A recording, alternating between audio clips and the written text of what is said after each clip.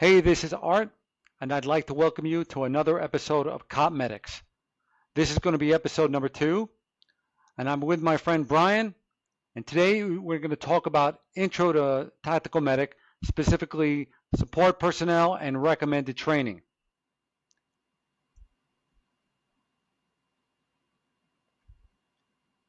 So first disclaimer, these medical procedures discussed in this lecture are not part of any state or local Department of Health EMS protocols.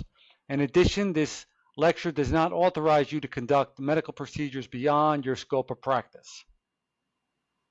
Okay, so the typical missions of SWAT teams, which I'm sure most of you know, high-risk search warrants are the bread and butter of most teams. But we can also deal with barricaded gunmen, active shooter, hostage rescue, terrorism incidents, disorder control, counter-assault teams, fugitive search, and for some departments, helicopter rescues, and even diving, and most of all, training. And I highlighted training because in Brian and I's experience, most of the times we've provided medical support to team members is during training operations. Wouldn't you say that's so? Oh, absolutely. Most of the injuries occur in training. The operator is usually more relaxed, and simple things as stepping in holes and twisting an ankle, twisting a knee is often what we see during training. Yeah, that's why it's important, especially when you go to the range, do a little medical brief, let everyone know where the medical equipment is, what platform you're going to use to transport anybody injured persons to the hospital, and which hospital you might go to. So the trauma and medical emergencies, the medical encounter. I could say in the 18 years I was on the Special Operations Response Team, I've seen all of these. But the muscle and joint injuries are the ones I've treated the most. Either it's like between a broken finger of our breacher hitting it with one of the rams, or a guy running in the woods twisting his ankle. Muscle and joints are the biggest ones. Also, a lot of medical emergencies. Maybe not so much for my team, but when we've done joint operations with other teams, there might be some people that are not as great shape or a little older, and I've encountered some police officers with cardiac and respiratory conditions. I think you told me once you had someone that was close to going into cardiac arrest or had an MI. We had one guy that was training. We actually had a guy fake a cardiac arrest, which was awesome because no one knew it was coming other than myself and the operator that was going to fake the arrest. Oh, geez. Everyone else got a little bit pissed off at me, but it was great training because it caught him off guard.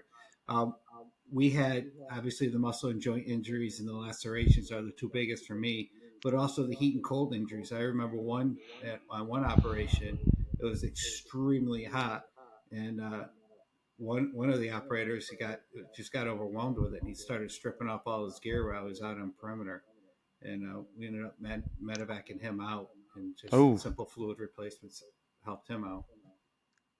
I remember once in the Army, there was a sergeant who I knew. When I was in the 82nd Airborne. This guy was tough. He was a Ranger qualified. He had an MI, 22 years old. Freaked everybody out because he was the last person you would think that would have that, but he had it. And they rushed him to the hospital and they took care of it. Thankfully, as far as I know, he's still walking around today, and this was over 30 years ago. So thought that was interesting, but yeah, medical emergencies are a big one in our line of work too. So if not just our own operators, but the civilians we run into, we have to know, like if I've had cases where like grandma's going to have the big one because about 8 dudes just busted down her door looking for her son that she had no idea was a criminal, or the little kid who's about to have an asthma attack. So you have to be prepared for all of that. And as far as the heat and cold weather injuries, what I've been trying to push on the new job I have is what I used in my old department for heat weather injuries is not so much IVs, but hydration salts, like something like called Cerolite or oral rehydration salt. We would give that to people if they were feeling the symptoms of heat exhaustion or heat cramps, and that seemed to be pretty good. So it was the the treatment step for heat injuries prior to getting an IV. So if they can drink this stuff and it works, we didn't have to give them an IV. But one thing I've read a lot about is, because when I started my career, there was no Red Bull or Monster or whatever Rippets. There wasn't any of that years ago. But now you're starting to see younger guys with certain cardiac conditions because they are addicted to these energy drinks. Yeah, that's accurate. I quite often see in briefing all the energy drinks sitting on the tables all around people, and I'm just shaking my head because Yeah. they're all the younger guys. I would say in my deployment to Afghanistan about 10 years ago, things like Red Bull and Rip It were free. They were we had access to them, and I would like drink 2 or 3 a day, and I had to detox myself. It was terrible, but now maybe every now and then I'll drink a Celsius, but nothing like I used to. So, all right. So these are the tactical emergency medical support personnel. These I feel that all of these personnel, not just the ones medic qualified, are crucial in the tactical medic support spectrum.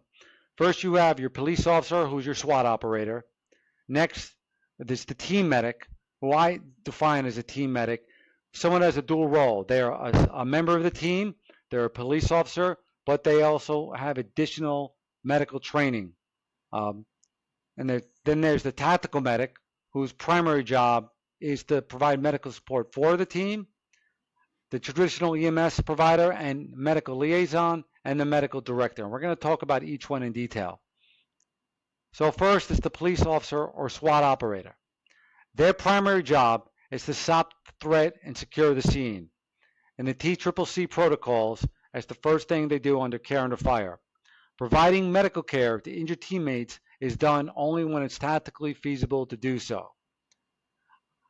When I started my career, we were training everybody on my team, all police officers, all SWAT operators, as EMT basics, and found out that they were getting taught way more information than they needed.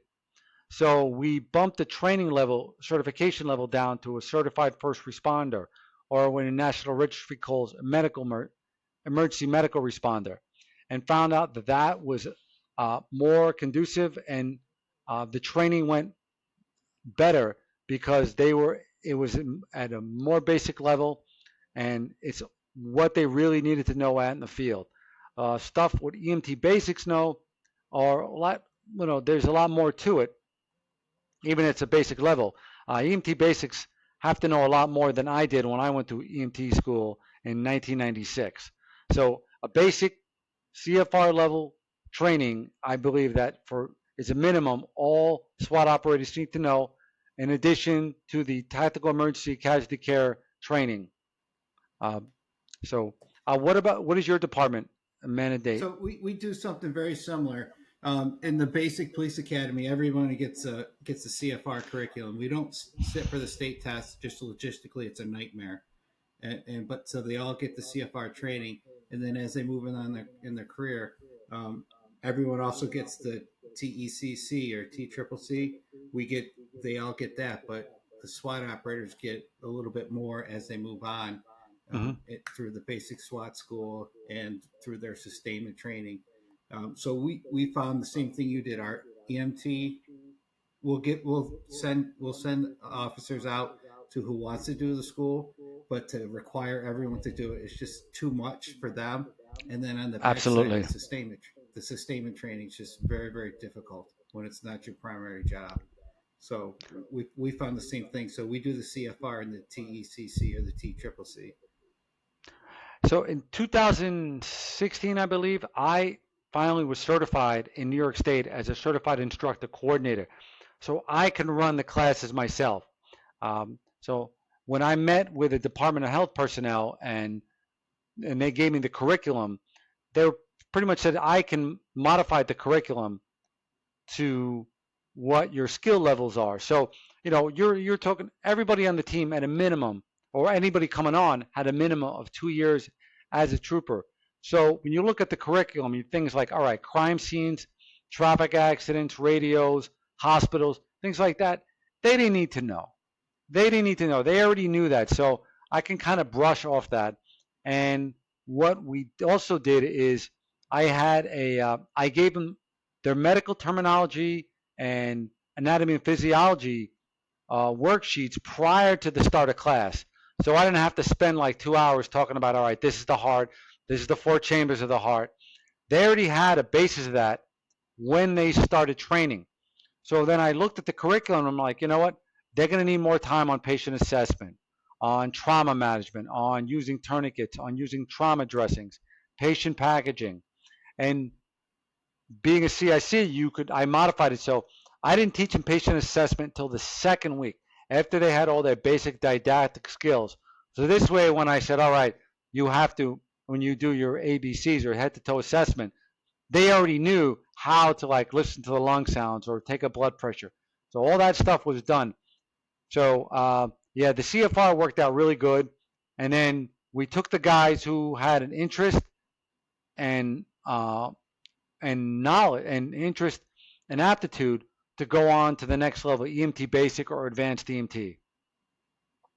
So that is a recommendation. I feel that if you're going to be running a SWAT program or be a medical program for a SWAT team, that's what you should do for your basic level operators. Absolutely. And so next, just to go ahead, sir. Yeah, to go wrap ahead, man. That last slide up, the police officer and SWAT operator, you had the list of all the components of a medical team, but this is one of the most important because they're going to be the first ones to the injured person, and what they do in those first few minutes is really going to make a difference. So we drive it home with our team and with our operators and with our officers is how important they really are, because a lot of them just we'll just run them out to the medic. Well, it might be too late then. So this part is really important here. And I will say also that in my old job, that what changed was the training culture. Because I remember starting years ago, and I'm sure you do too, when you start your law enforcement career, you were going to a medical call as a patrol officer, and the senior guy's like, oh, let's not rush it so much. Maybe they didn't want to beat the ambulance. And right. It took years, and I started seeing the culture change. And like, I remember I was at the New York State Fair, I think in 2008, and there were, old people tripping and falling and people getting hurt. And I saw the troopers getting down, in the mud and, helping grandma out or providing medical care or holding C-spine. And I was like very happy with what I saw, because it's not just the training, but it's the mindset and the culture that changed. So yeah, you didn't run into that. Yeah, definitely changed. Definitely changing, which is great. That's absolutely. And if you're a SWAT on the SWAT team, get away from that mentality of, oh, it's the medic's responsibility. No, it's everybody's. So, all right. So the next one, the team medic. And now this is what Brian and I both did. We were sworn law officers, and we were operators too. But our secondary specialty was medics. Some guys on the team were breachers. Some guys were shield operators. Some guys were less lethal. For me and Brian, we did medical.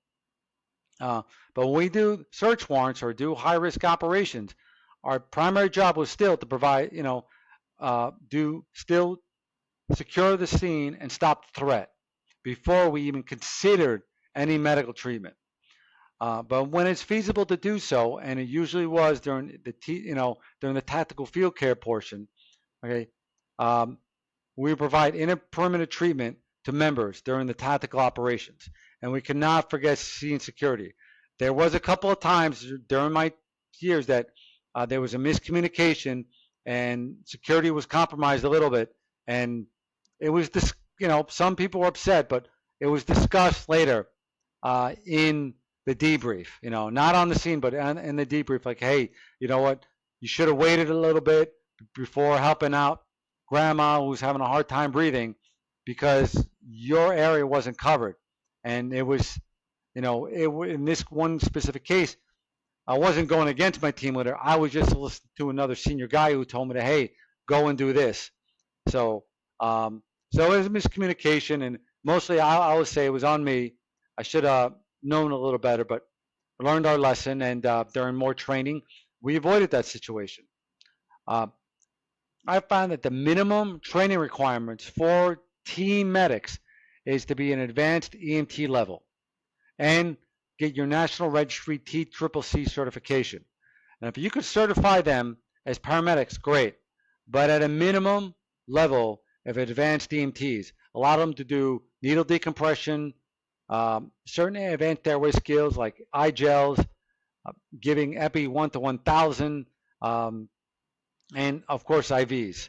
So that's at a minimum level. If you can certify all your team medics to be paramedics and equip them and get them their scope of practice to operate as medics, great.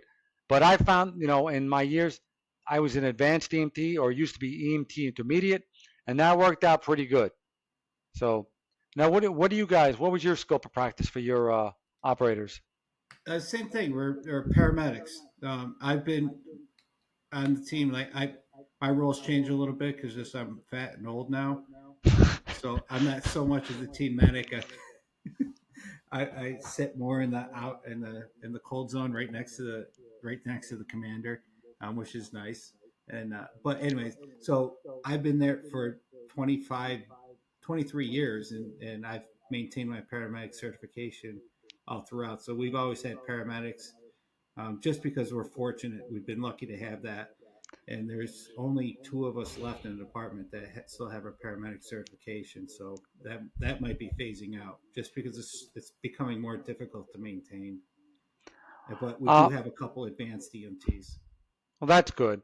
I mean, I had my paramedic certification during my entire trooper career, and thanks for the Air Force, I was able to, that helped uh, make it easier to keep it because in the, being in pararescue, you had to be certified. So, but I had to keep not just my national, but I kept my New York State. Sometimes it was a little difficult to recertify, but I kept it. Now with the job I have now, it's very easy to keep my state certification.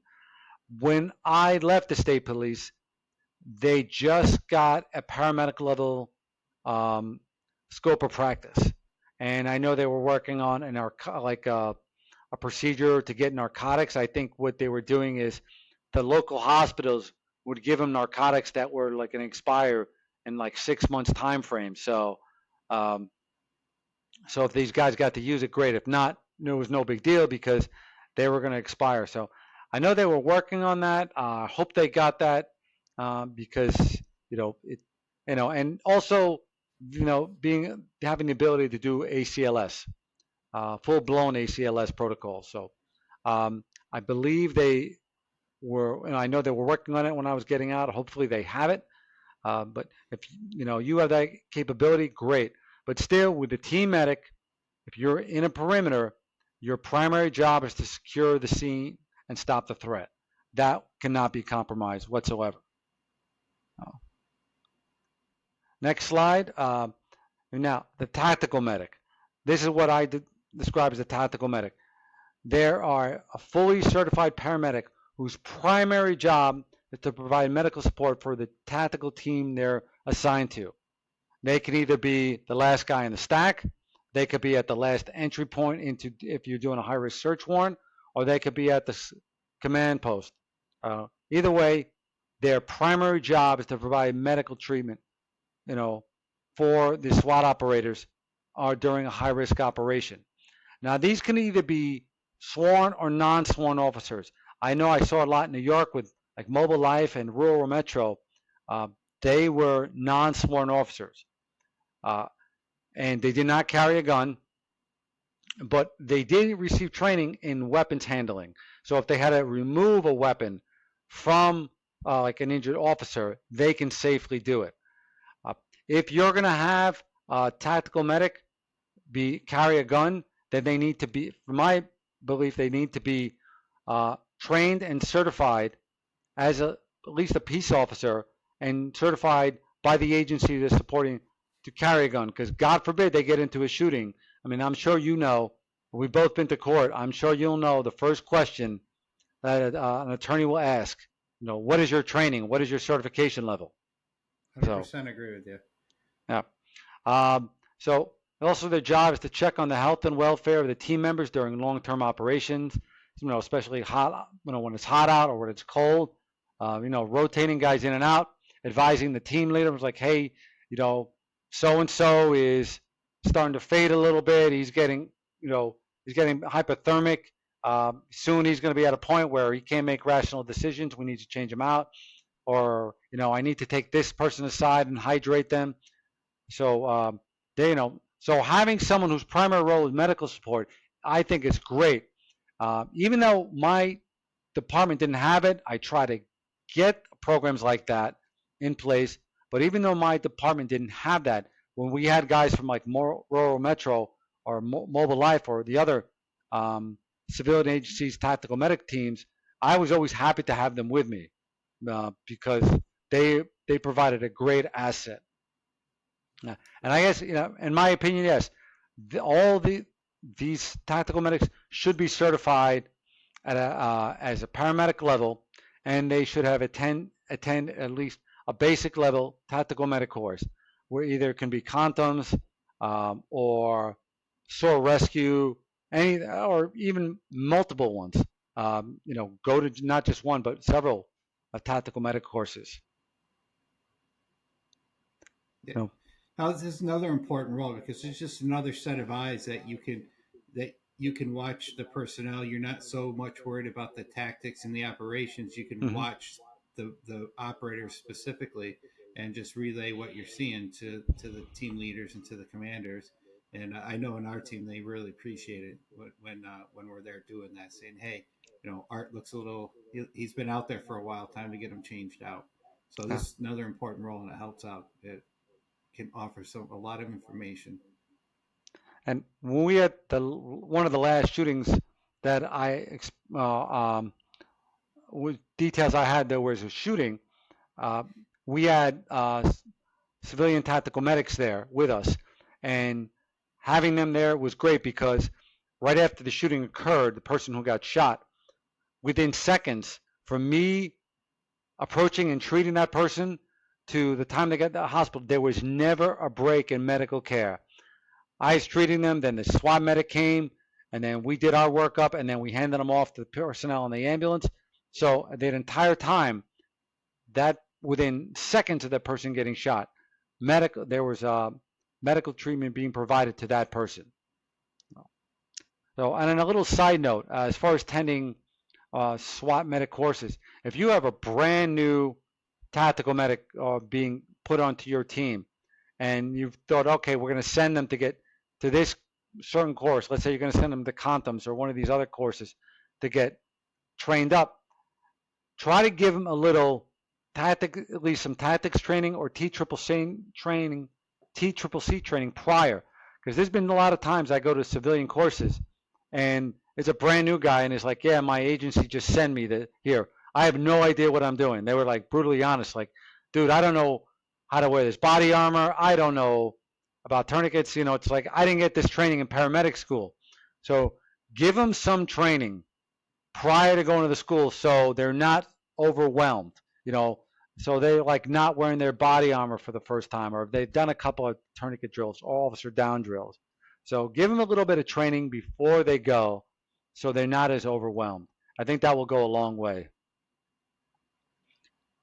So next, your traditional EMS providers, either a basic or advanced life support agency, or personnel who work directly for their agencies.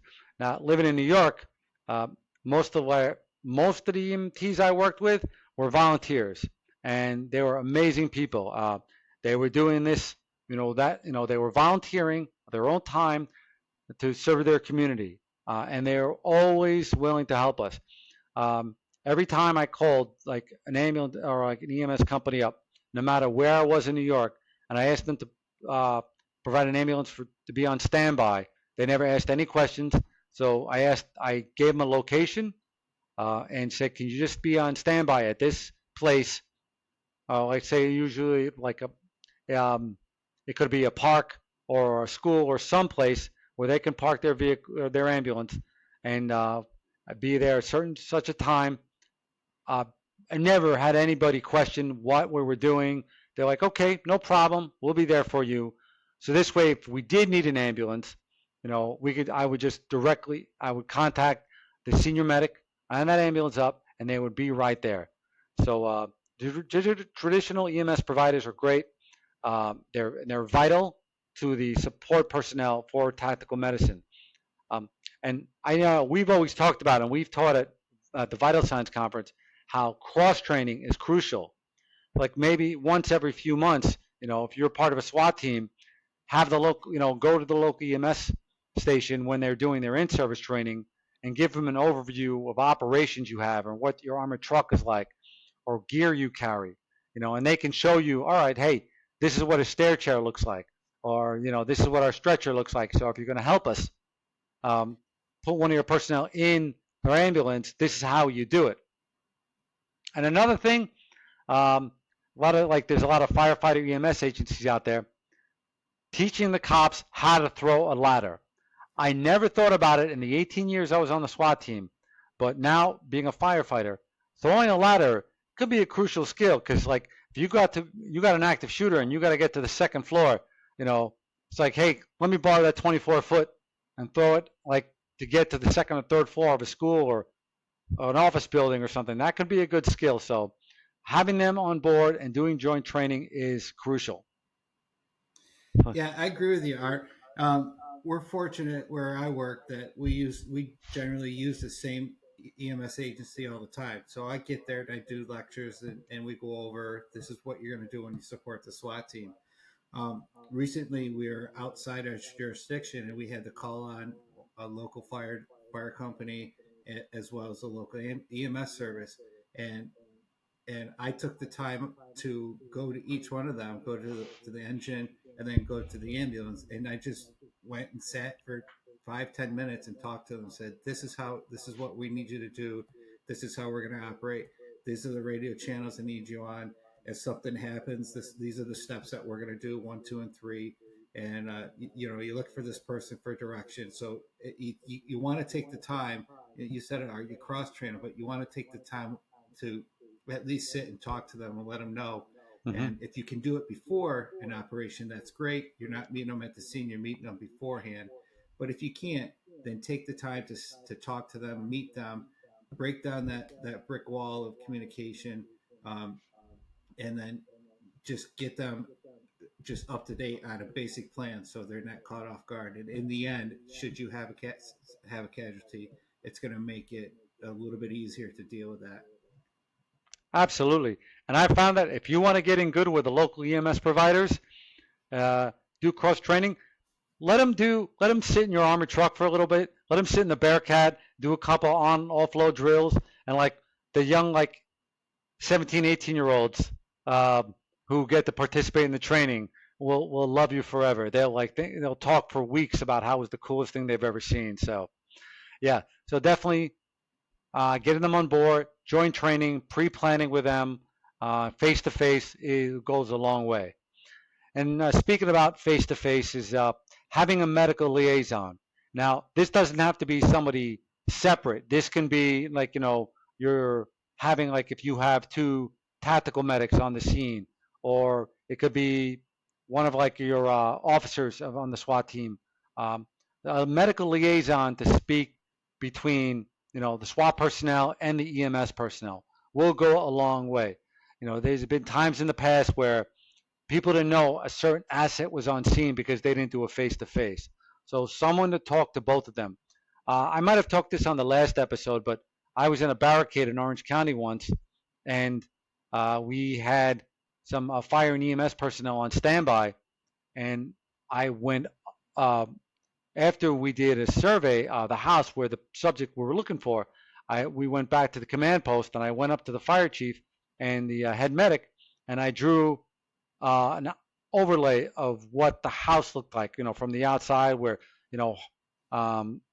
where the garage was, where there was debris on the in the driveway, where there was propane tanks set up, how like the driveway going up was very narrow, and I gave him a little bit of intel on what we saw. So months later, I ran into one of those medics I talked to, and she told me that I was the first police officer who ever said anything to them or gave them any information at any like SWAT or like high risk event before. I was like, I was like surprised, like really, no one ever talked to you before? And she's like, nope, you were the first one, and they really appreciate it. So having a go between is crucial. So it can be anybody. But as long as it doesn't, it could be the tactical medic or even the team medic, as long as it doesn't take away from their primary mission. So I don't know. Do you use somebody specific for that?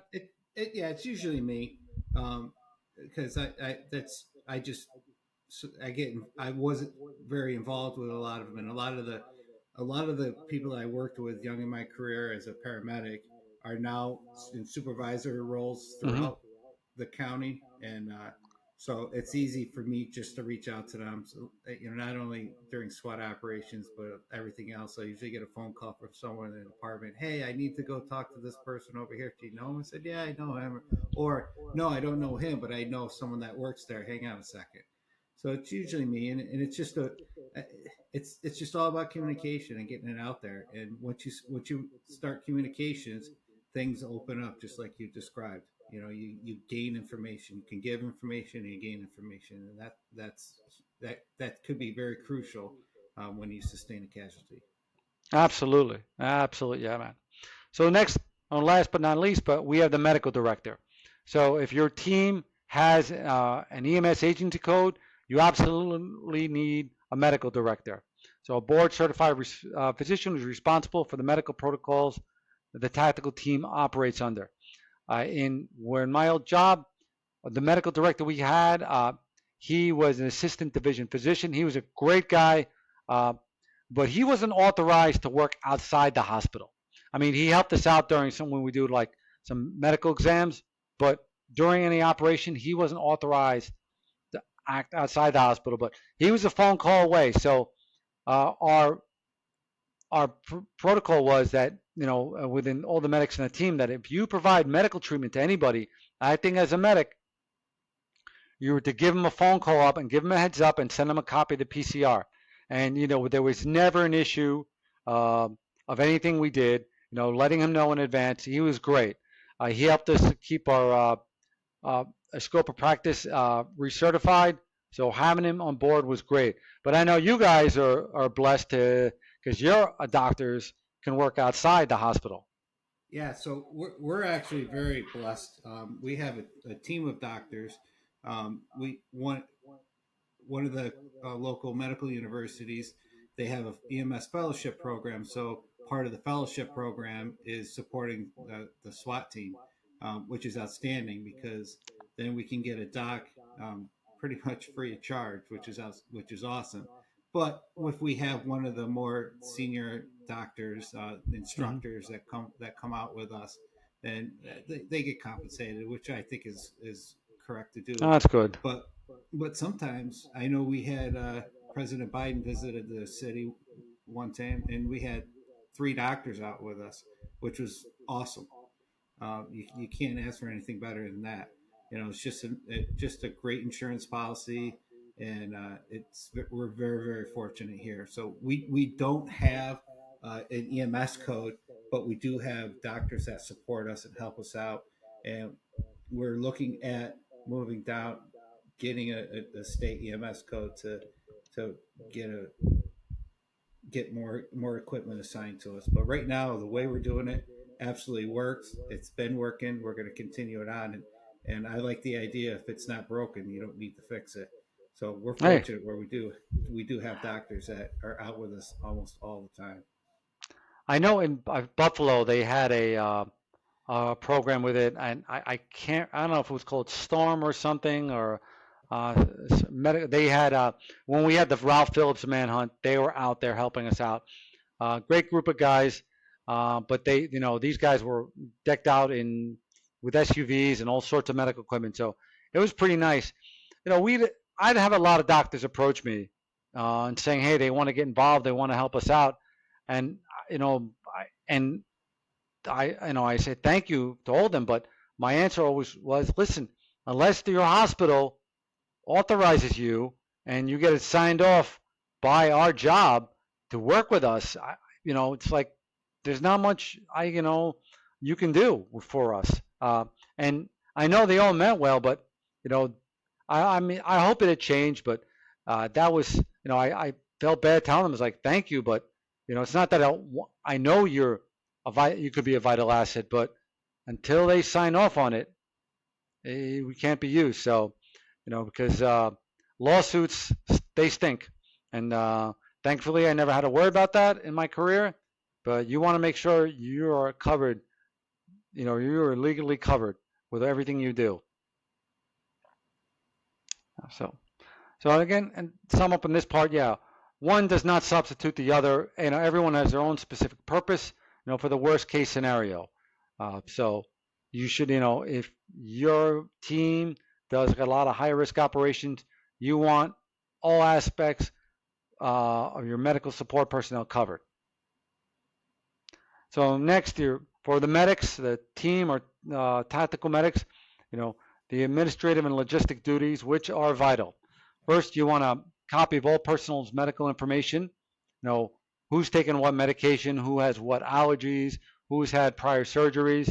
So that you got to keep updated. And I could say this was one of the hardest parts of my job, because every time I sent out their person's medical information sheet, I'm like, hey, update this for me. Let me know. And I wouldn't hear back from guys, or they would give me these silly answers. I'm like, who to call in case of an emergency? And the answer would be like, oh, call 911. I'm like, yeah, wise guy. So, that was always difficult for me, because, some guys didn't take it seriously. But, keeping their medical information updated, because guys, they get surgeries, they get their knee replacements, hip replacements, they get put on medication. So, keep them on a USB drive, keep them somewhere secure, but if you're working with the same guys all the time, it would go a lot way to keep their personal medical information available.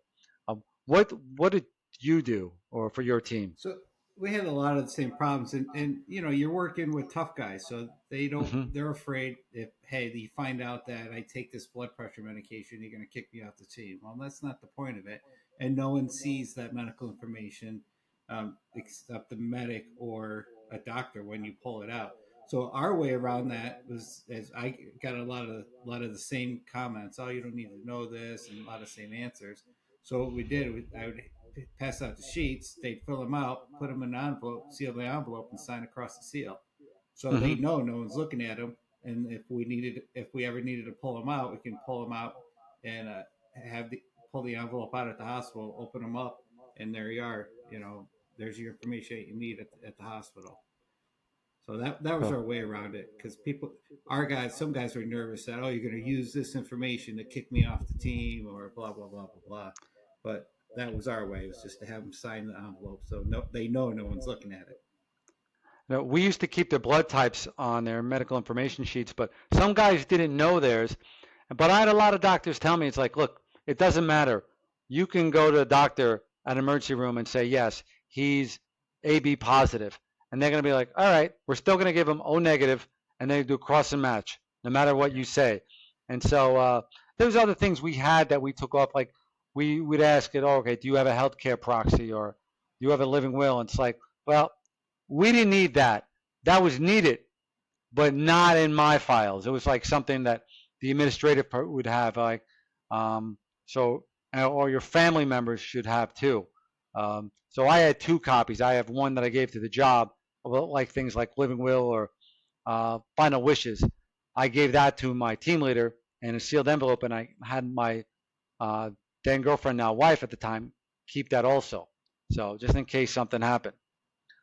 Another thing is you have to do is inspect all individual and team medical gear. And I say monthly. I'm not saying, not just do it monthly. It's like if you're a part-time team and you only train once a month, make sure during that training you inspect everyone's gear. Take a look, at a minimum, take a look at their tourniquets.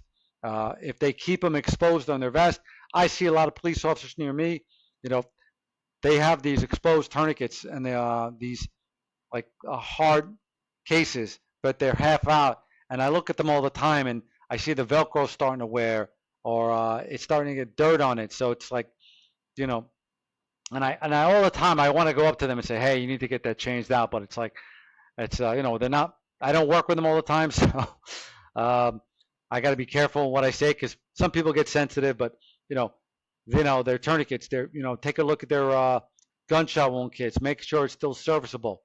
Um, and your team gear too. Sometimes you don't have access to the gear because it gets kept in the armored truck, and you don't have access to that all the time. So always inspect in medical gear. And not just you, but everybody else on the team, so they know. It's like, hey, grab the AED, grab the O2 bag. Everybody knows where it's at. So I don't. Did do you have a problem with like people not keeping their gear up, at least their individual gear? Yeah, Do I you ever had have? one guy. I went up to him one day and I'm like, "Where's your gunshot wound kit?" "Oh, it's in my car." I'm Oh, like, "Dude, what are you doing?" And so it made him put it on. He was like, "Oh, yeah, geez." So yeah, same thing. Inspect it as much as you can. I know our guys when they train weekly. Um, they go out, they're pulling their stuff out. I get phone calls all the time. "Hey, I used my occlusive dressing." "Well, what happened? Someone get shot?" He goes, "No, we were in training. We were simulating a thing." I go, "Why don't you use training stuff? You don't use your." So on the bad side, we're replacing good stuff, but on the other side of it, at least they're getting into their kits and they know their kits are yeah. fresh, and they're doing the right thing, which is awesome. Well, we were doing an officer rescue drill, and the person we were rescuing was the lieutenant, and so I get into that gunshot wound kit, because the simulate, that the scenario was the lieutenant got shot. So, and I grabbed the gunshot wound kit, and there was a kit I packed him like 8 years prior. And I'm like, where's the new one? He goes, oh, did you give me a new one? I was like, yes, I did. But it kind of worked out because, all right, well, I broke into the old kit, and then I was like, give me your new kit. I'm putting it in now. So, and I mean, there's been cases like that, so, but I would say that the new generation of guys we got in 2016, 2018, we had a bunch of guys that were spent time overseas. So they'll not just carry one tourniquet, they'll carry a couple of tourniquets, and they'll have like two gunshot wound kits. Or so they'll be pretty good about that. Um, but I always keep extra gunshot wound kits, so in case we're in an operation and we have someone attached like a canine handler or a negotiator, and they don't have a kit, I can give them something. And I'll say I was a pain in the ass about it because I remember once this canine handler I was working with, and he had they issued them like plate carriers. This is about probably 12 years ago. They issued them plate carriers, but some of them never wore it. So I'm looking at his plate carrier, and he still had the tag of like the property tag number on it. He never wore it. So I was like, let me outfit that for you. And he's like, nah, it's okay. I was like, no, no. I was like, pretty much grabbed it out of his car. And I put a gunshot wound kit on it, an extra pouch for equipment, grab strap for the back. And so if he ever needed it, he had it. And he actually did get into a shooting um, at one point of his career. Thankfully, not, he's okay. So yeah, it's one thing about the medic. You got to be a pain in the ass to your guys to make sure they listen, because sometimes you'll have one guy that does not listen and that doesn't take it seriously, and who's the one that gets shot after that? It's the one guy. So make a request for medical resupply. This is probably one of the hardest part of our job because if you didn't have a grant, um, then if you had to go through your budget to get medical gear, for me it was like you needed 3 quotes, or you need a statement of what was it called, sole provider, that saying that the only ones that sell the piece of gear you need, and then you had to itemize it, you had to write it up, you had to submit a memorandum with all the all like the estimates, and Hopefully you get the gear. And yeah, it was that part was difficult. You had to like beg, borrow, and steal. Sometimes the military was good about handing me off their old stuff, and so or I would get stuff from the Trooper Foundation or through grants. So yeah, the medical resupply was always a pain in the neck. So I I don't know what kind of budget did you have guys had for medical gear? Um, we don't have a lot, but it is there. But even though we have a budget, they still had to go through the same thing. You get the three quotes and get it out there. Mm-hmm. Even though I'm buying the same equipment over and over, I have to do the same thing each time I need to get new equipment. Um, Mm-hmm. I've been talking to our audit budget and control office, trying to figure out a better way because there has to be a better way because I've been doing it this way for 20 years, and it's frustrating because you're right. You have to do the quote, then it goes to the purchasing, then they have to do their own research on it, and it takes Yeah. forever. So there's got to be something better for us to do, something easier where you're spending the same amount of money or even less because you have something set up somewhere. But yeah, we're the same way. I know about got 10 years ago in New York State. I think we did the instructor training together. Every police officer in New York was getting issued a gunshot wound kit. I think they were calling them the law enforcement survival kits. It was a a soft T tourniquet and a roll of combat gauze and I forgot what I didn't think it was SWAT T tourniquet. Yeah. He had a pair of gloves. So sometimes I would get extra ones, and then I would use them to build up our team's gunshot wound kit. So that was nice. Yes. Yep. So Did the same thing. uh, yeah. So last but not least, I record all team member CMEs. So that's the great thing about before if you're certified instructor coordinator, that's for New York. You can record CMEs, and if you did joint training, you went and lectured. I can provide CMEs to anybody you were training to. So that helped out a lot. So keeping the files on hand of all your medical training is crucial.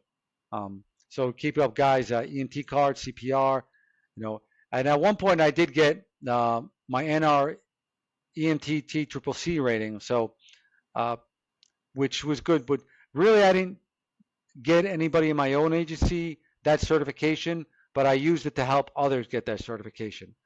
So yeah. Yeah, So that's the crappy part of taking this on, but it's another important part because it may mean nothing now, but 10 years down the road, when oh you're yeah, looking at, hey, what training did this officer do in for that at this time period, you can go back and say, oh, they had this, and which is great. yeah. Document, document, document. It's Yeah. will save you every time. So so sustainment training. You could anytime you get together with your team, you can conduct medical training with either tourniquet drills, officer rescue drills, patient carry drills. Like what we used to teach. Brian and I used to teach SWAT operators how to like to do the two-person carry, like the armchair carry. So different ways to drag people. Uh, just doing those training went a long way. Medical equipment familiarization, letting the team members know what gear you have. Also, outside agency training, train with another agency. That if another local SWAT team's doing some medical training, jump in with them. Um, Education resources like YouTube, watching stuff like this. I know Tactical Medic Solutions has an assortment of training videos, and also just talking to other tactical medics. Go to like I think the SOCOM medical conference, hearing from other guys and just trading secrets. That will go a long way. Yeah, So, watching all sorts of training. This one is an intro to stuff, and I'm sure a lot of people watching this have done what we've talked about and done certain ways. But you may pick something up that mm-hmm. you're like, oh, I didn't think about that. I didn't think about having them put it in a sealed envelope and sign their name. So you might pick something up. So this one's intro. I Mm-hmm. get it, but I like to go to training because you always learn something. You learn, hey, that worked or that didn't work, or hey, that's an idea. Let me tweak it a little bit this way, and it's going to fit even better for our department. So I'm with Absolutely. Art. I'm with Art. Just as much gather as much information as you can, and take it and make it fit to what you need to where you work. What's the old saying? If you want to be an expert, go 2 zip codes away, Yeah, and then that's you're an right. expert. Yeah. So, so all right. So that's it. So I hope everyone found this informative. If you have any questions, comments, you can like and subscribe, or you can email us at copmedics@gmail.com. The next couple episodes are going to be about packing equipment using a vacuum sealer and PCRs in a tactical environment. So again, I hope you enjoy it. Thank you for listening, and have a good day.